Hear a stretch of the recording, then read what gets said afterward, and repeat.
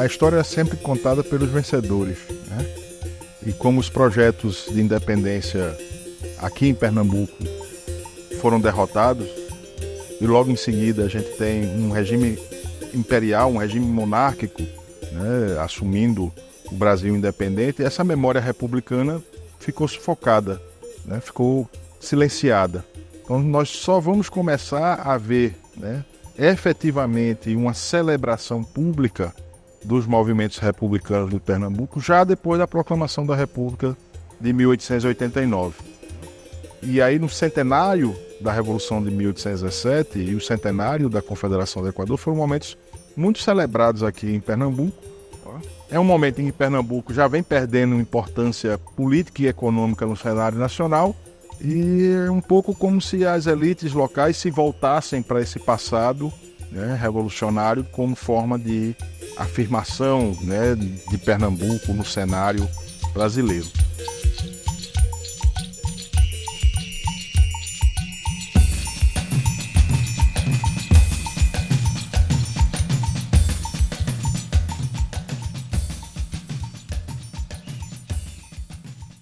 Frei Caneca continua, inclusive em Pernambuco, sendo até hoje um ilustre desconhecido, né? Mesmo os pernambucanos ainda não deram a relevância, né, que Frei Caneca tem como figura política e figura revolucionária, porque ele transita com muita tranquilidade da teoria para a prática, né? A gente encontra homenagens a Caneca em várias partes do país, mas o que acontece? Quando Tiradentes é escolhido como herói nacional, né, já ainda no comecinho da República, ele ganha um feriado nacional.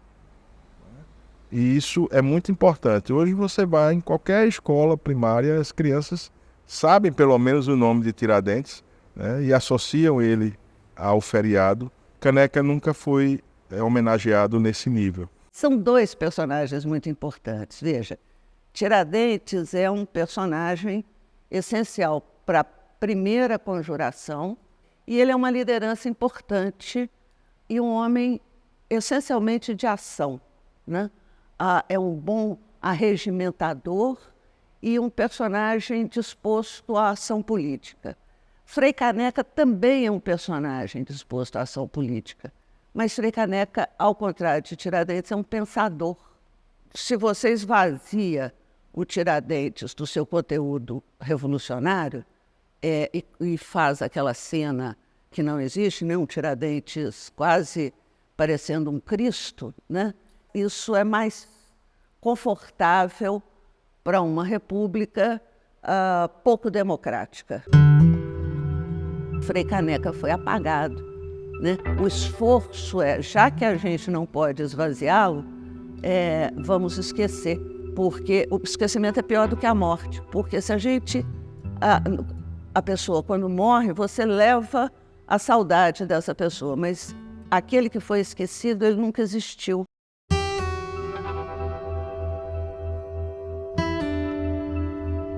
Tiradentes é um herói nacional, não quero tirar o mérito de forma alguma, mas do ponto de vista da intervenção política na história do Brasil, tanto a Revolução de 17 quanto a Confederação do Equador foram muito mais ativas e muito mais resolutivas. Nós tivemos uma Constituição.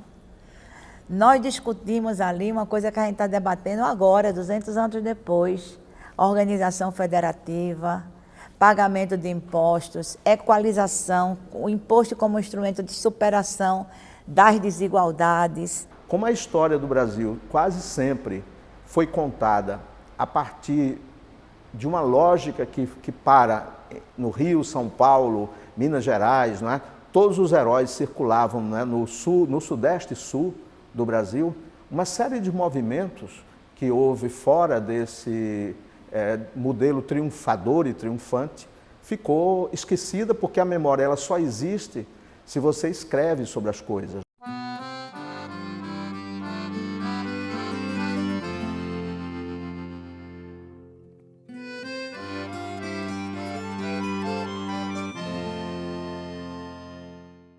A memória é corroída constantemente pelo esquecimento.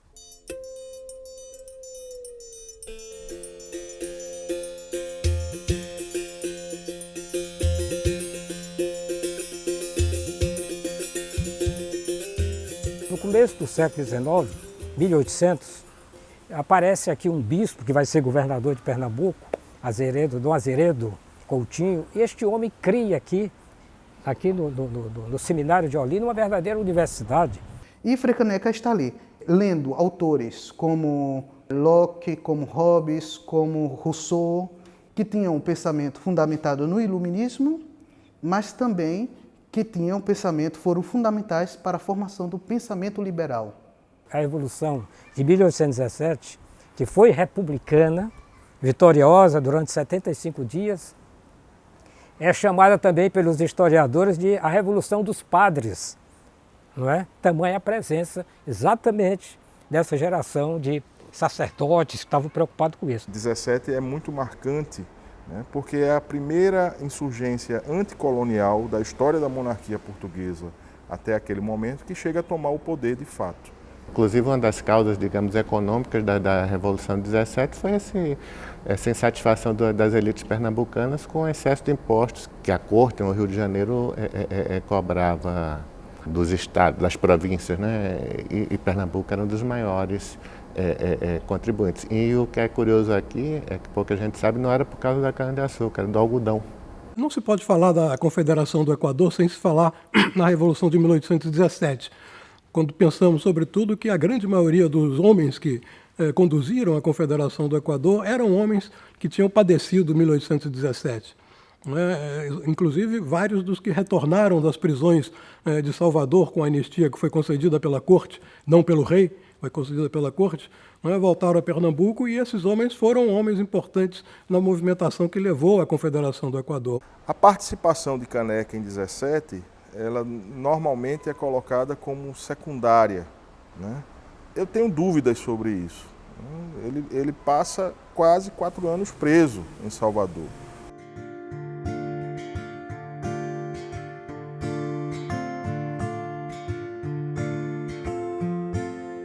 Entre outros presos estava uma das figuras que seria um dos homens, pela sua cultura e pela sua importância política, dos homens mais importantes na independência e depois da independência, que foi Antônio Carlos de Andrada, que por conta de ser o juiz ou ouvidor de Olinda e apoiou a insurreição, também foi preso, né?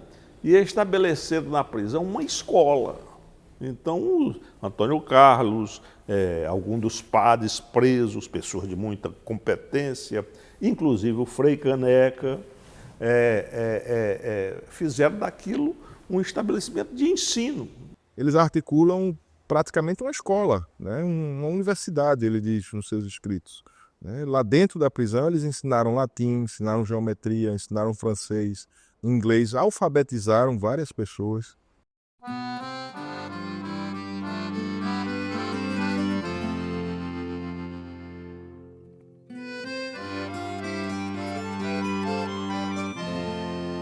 Personalidades como a Bárbara Alencar, que foi a primeira presa política brasileira, e o próprio Frei Caneca estavam presos naquele momento da virada para a independência.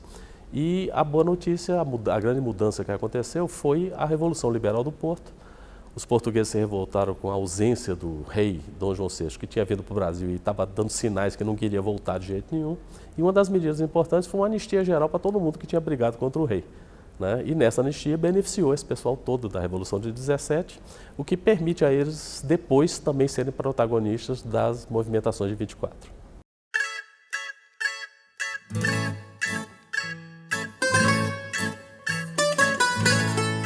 Em 1820, em Portugal, uma revolução constitucionalista derruba a regência e assume uma forma de governo que tinha pretensões de convocar uma assembleia e redigir uma constituição para o grande reino português, que incluía o Brasil e outras colônias. Quando os revolucionários do Porto tomaram o poder em Lisboa, tomaram o poder mesmo, uma das primeiras coisas que eles fizeram foi demitir todos os governadores régios, ou seja, havia um governador régio em Minas Gerais, em Pernambuco, em São Paulo, em todas as províncias do Reino Unido. Demitiu esse governador régio, que era nomeado por Dom João VI, diretamente, e autorizou as câmaras dos lugares, né, a eleger um governo local. uma junta de governo provisória local. Isso foi um momento revolucionário. A primeira de todas foi no Pará, inclusive, porque era a primeira vez que as elites locais elegiam um governo local. Então é nesse contexto que Dom João volta para Portugal, em abril de 1821. No final de 1821, chegam ordens de Lisboa no sentido de fazer com que Dom Pedro volte para Portugal, mas, no entanto, é convencido a ficar. E fica. No dia 9 de janeiro de 22, ele fala aquela célebre frase, que não foi bem assim, porque ele disse que ia ficar, mas ia depender. No dia seguinte sai uma errata no jornal dizendo onde ele disse tal, ele disse como é para o bem do povo e felicidade geral da nação, etc. Mas é aí que começa o movimento constitucional no Brasil, o movimento por uma constituinte brasileira. A Constituição é para Portugal, vamos tentar adaptá-la ao Brasil.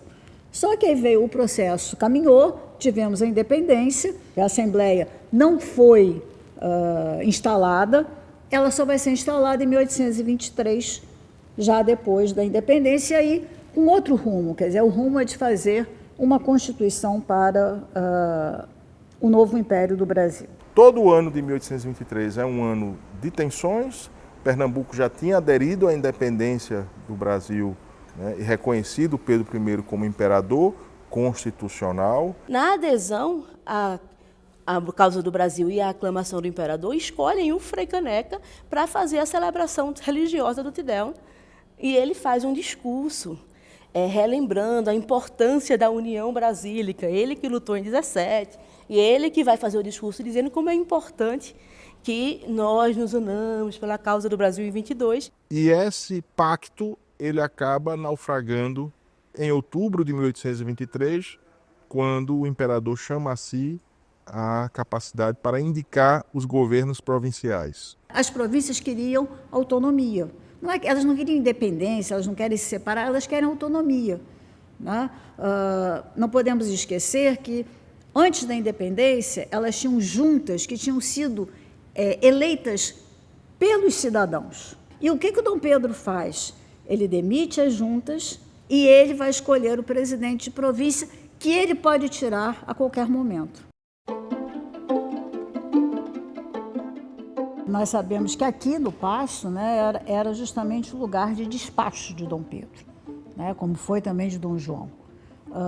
E ao lado nós tínhamos, na Casa de Câmara e Cadeia, nós tínhamos a reunião da Assembleia, aí já a Assembleia Constituinte, né, e Legislativa, a primeira Assembleia do Brasil. Ele fechou a Constituinte, impôs uma Constituição, mas perguntou se as câmaras aceitavam. E a de Pernambuco não aceitou, né? Para começar, que queria eleger um governo local. Quando a notícia chega aqui, já tinha sido eleito localmente um presidente de província. Manuel de Carvalho Paz de Andrade, um homem de 1817, né? Uma figura ligada às redes maçônicas, né? Um republicano. A notícia da dissolução da Constituinte, quando chega em Pernambuco, né, provoca grande comoção. Frei Caneca era a grande liderança política, né, eles reagem a esse golpe, né, e reagem, não aceitam a Constituição outorgada. O jornal Tifes Pernambucano, que foi o grande canal que ele achou de comunicação com a população, é criado exatamente um mês depois do fechamento da Assembleia Constituinte, e o primeiro número dele, já bastante avançado em termos políticos, né, já rompendo com algumas coisas que ele mesmo tinha dito no momento anterior, é do Natal de 1823.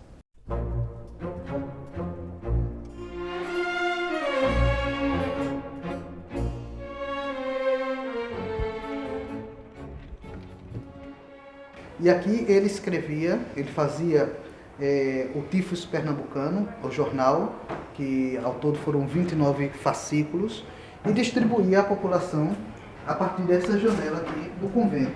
Tifes é um personagem da mitologia, né, que é o timoneiro, o condutor, não é, de uma nave, de um barco, de um navio, que vai levar todos a encontrar o Velocino de Ouro.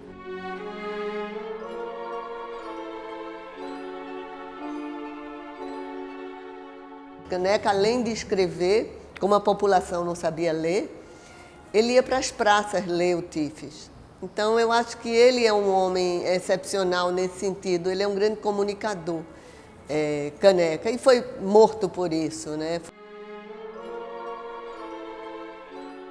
Havia um boato de que Portugal estava preparando uma armada, uma frota, em Lisboa para tentar reconquistar o Brasil, né, e voltar ao Reino Unido, e restaurar o Reino Unido. E como Dom Pedro I não tinha condições de defender todo o litoral, ele teria dito, olha, vocês no norte se virem, não nessas palavras, claro, que a nossa frota só é suficiente para defender o Rio de Janeiro. Então, isso foi a gota d'água para que os pernambucanos percebessem, como diz o historiador Evaldo Cabral de Mello em um dos seus textos, percebessem que tinham sido feitos de otários, né, nessa pactuação com o imperador. Frei Caneca, em algum momento, diz em seus escritos, não, nós somos brasileiros para pagar a nossa própria defesa, né, para obedecer ao imperador, mas não somos brasileiros para receber a proteção que esse imperador jurou dar ao Brasil. Tá? Então, esse arranjo político já não funciona para Pernambuco. Tá? É na esteira desse último degrau aí do conflito que eclode a Confederação em 2 de julho de 1824.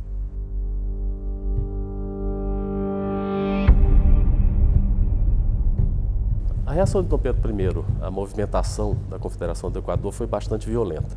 Ele enviou para Pernambuco uma frota, né, para bloquear o porto. E essa frota também carregou tropas que desceram dos navios em Alagoas e subiram por terra para vencer militarmente a movimentação de Recife, né? Você tem o Lord Cochrane pelo mar e você tem o Lime Silva, pai do Duque de Caxias, por terra liderando as tropas naquela direção. A única cena da Confederação do Equador que existe pintada é o ataque da tropa imperial na ponte de Afogados. Não há nenhuma outra cena. É o silêncio dos vencidos. Como pintura histórica, não é? Ela é interessante porque não só representa o movimento das tropas militares, que se destacam na cena pelo colorido, pelo movimento, mas também porque à direita, mais um pouco no alto, a gente vê uma cena do massacre dos derrotados. A pintura, nesse ponto, ela é um pouco ofuscada, é mais discreto, é mais monocromática, a gente vê menos o drama, é menos acentuado, não é, o olhar, mas a gente chegando perto, olhando mais detidamente, a gente percebe os corpos, não é? E percebe, portanto, o produto da batalha, não é? Que, ao fim e ao cabo, termina tendo uma expressão da violência da repressão. Me chamou a atenção a figura de Frei Caneca, que quando as forças aqui estão destroçadas, ele vai ser o grande comandante, que reúne essas forças e leva para o Ceará. Era um exército de mais de 3 mil homens.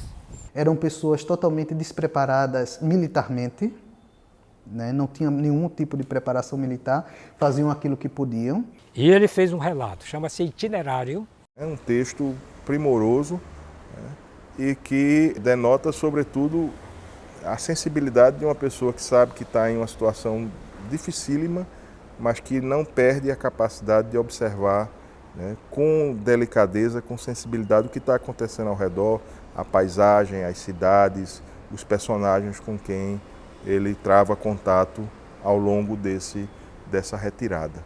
E ele conta como vai passando em cada cidade do interior do estado de Pernambuco até chegar no Ceará, quando ali ele é alcançado pelas tropas imperiais e é preso. E aqui ele vai para a cadeia pública do Recife, é condenado onde hoje funciona o arquivo público. O seu julgamento, o que chega até nós, das poucas coisas que nós temos, as poucas informações, das atas, né, do julgamento, então mostra que ele não teve um julgamento tão parcial assim, já veio com a condenação do Rio de Janeiro, né? Então já estava condenado desde o início. Daqui do prédio da cadeia pública saiu o cortejo, né, que levava Caneca até o Largo das 5 Pontas, próximo à Fortaleza das 5 Pontas, no bairro de São José, né, onde estava montado o patíbulo, a forca. O Alto do Frade, escrito por João Cabral de Melo Neto, ele fala dessa circulação de Caneca, da cadeia até a forca, de uma forma muito bonita. E aí ele fala das varandas, que as pessoas ficavam olhando Caneca. E aí essas varandas ainda estão na cidade. E eu acho que essa exposição que vocês estão vendo aqui, ela mostra exatamente isso, né? Uma paisagem que permanece, apesar dessas grandes transformações, sobretudo do século XX, né? A fotografia é o antídoto para o esquecimento. Então, a fotografia tem tudo a ver, né, com registro, com memória. Se não fosse a fotografia, o que seria das nossas memórias, né? Eu acho que há dois esquecimentos, né? Do local e da história de Frei Caneca também, né? Poucas pessoas conhecem essa história, né, tão libertária, tão significativa. Eu sei quase nada. O que eu sei é isso, que ele foi tirado as vestes, tiraram o couro da mão dele, né? Achado que tirando o couro da mão dele, ele deixava de ser sacerdote, mas ele morreu sacerdote. Uma figura popular, né? Não era uma figura abjeta nem desconhecida, era alguém querido na cidade. Né? E isso se reflete no fato de que não há carrasco que queira executar Caneca. Né? Mesmo escravizados que estavam presos e a quem se prometeu dar liberdade, dar, né, anistia, mesmo esses não aceitaram.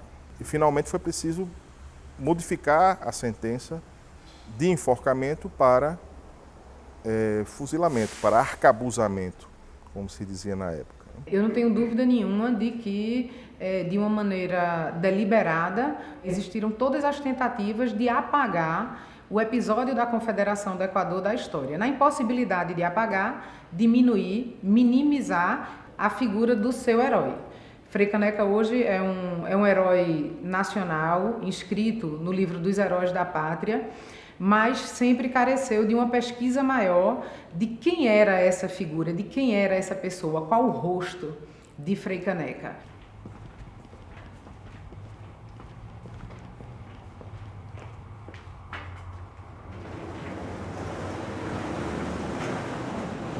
Existe um debate historiográfico com relação a isso. Como era a verdadeira face do Frei Caneca? Tinha barba, não tinha barba? Tinha o cabelo mais raspado, menos raspado? O fato é que, a partir de descrições de época, né, vários artistas criaram imagens, né, criaram um rosto para Caneca. Alguns até têm quase uma aura de santo. Isso passa muito pela questão do martírio, né, pela questão da execução. É impossível não associar, né, com o martírio dos santos, mas é também uma memória de que os santos mártires carregam frequentemente nas suas representações o objeto do martírio. Né. Caneca não restou retrato fidedigno dele. Né. É um desses heróis brasileiros sem rosto, apesar de ter escrito tanto e publicado tanto. Então nós discutimos muito essa questão, criar um rosto para Caneca que nem fosse de santo nem de padre. Né? O rosto de um homem comum, filho de um tanoeiro, né? Que andava pelas ruas do Recife, que devia levar muito sol no rosto, né? Que se dizia neto dos ruivos do bairro Alto de Lisboa, né? E provavelmente tinha traços arruivados. E me mostraram isso aqui. Então, a inteligência artificial chegou a essa imagem. Mas eu não ia pintar essa figura.